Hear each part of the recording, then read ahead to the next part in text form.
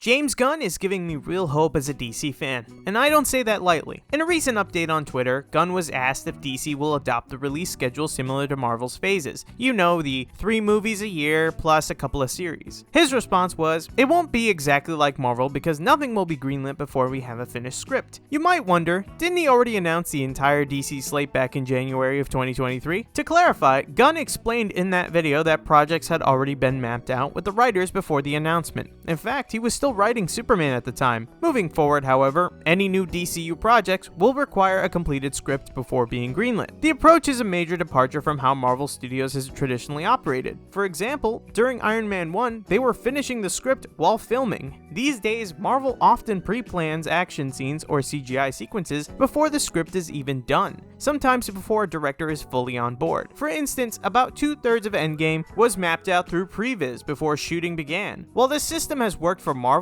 it's also contributed to the Marvel look, where films feel virtually and tonally similar. Gunn seems to have learned from his Marvel experience and is applying those lessons to DC. His script-first rule makes sense and sets the DCU apart, giving it that chance to carve out its own identity and avoid feeling like a Marvel clone. As a DC fan, I trust James Gunn, and I'm happy to see him in the driver's seat. Hopefully he can finally do justice to the characters that I've loved since I was a kid. And I think that James Gunn understands the importance of these characters too, and it will hopefully do them justice so that brain-rotted dudes on the internet don't just think that DC sucks because they have a couple of bad movies. But what are your thoughts? Let us know in the comments down below.